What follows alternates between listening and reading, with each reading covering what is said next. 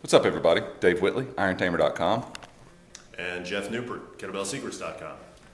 and we're going to answer some questions that we got from some people on Facebook and on the RKC forum. And the first one, I'm going to direct to Jeff, and this is from Phil Davis, What's RKC. up, Phil Davis, RKC? It says, and I quote, "I don't know if it's a hip mobility flexibility thing, but I've always had trouble dropping down into the hole on my overhead squats. I really stink at them." Sorry to hear that, Phil.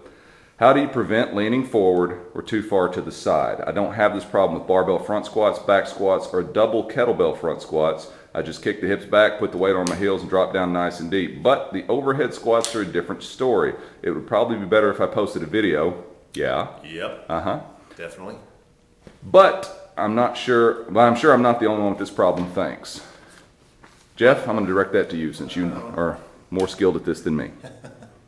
That's highly debatable. But look, Phil, or Philip, I don't know what you go by, but we're going to call you Phil for the purpose of this video. You're probably right. It probably is a hip mobility, but it may be ankle mobility as well. It may be thoracic mobility and or shoulder mobility stability.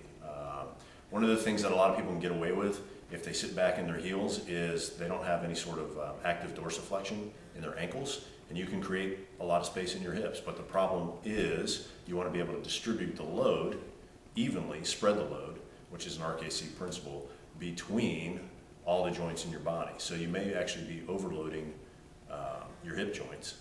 And if you use a West Side powerlifting style squat with vertical shins, that is very, very common. So what I would recommend is, I'm holding a little dowel here. Go get an FMS screen, a CK FMS screen, right? And then you'll know for sure. How do you like that? That's good.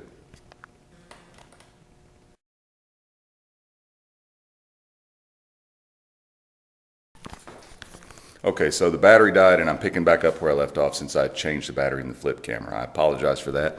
Jeff, you were saying get a CKFMS screen, you have a dowel rod, and you're going to talk about overhead mobility. Go. Yeah, I just dropped the dowel rod because I'm not a CKFMS guy, and you can go see some Z guys if you want. But what I've recently learned about the screen is it gives you, pretty good series of or battery of tests to come back and just measure your progress. So look, I'm going to show you some squats, Phil. I'm going to tell you what I was talking about. I'll show you what I was talking about running out of space or spreading your load evenly and maybe using your hips too much. So here's a front squat, kettlebell front squat.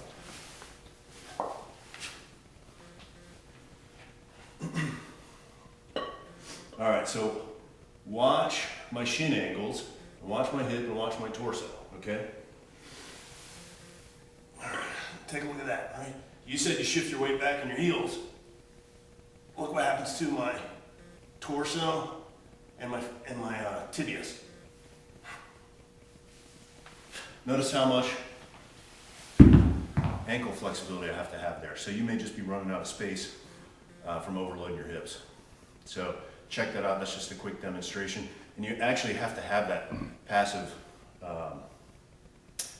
active ankle mobility and calf and calf complex flexibility. Let me show you with the dowel. I got bad hips, Phil, so I can relate to you on this. All right, so here's the overhead squat.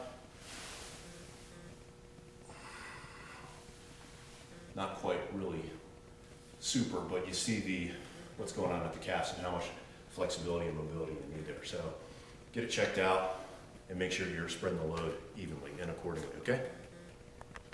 And the only thing I would add to that, Jeff's right. Go get screened by an FMS person or CKFMS person for sure. Find out if it is, in fact, some dysfunction going on in your movement pattern in your hips, or if it's an ankle mobility issue, and try to get to the root cause of the problem and treat that. Sometimes squatting more is not a better way to squat more.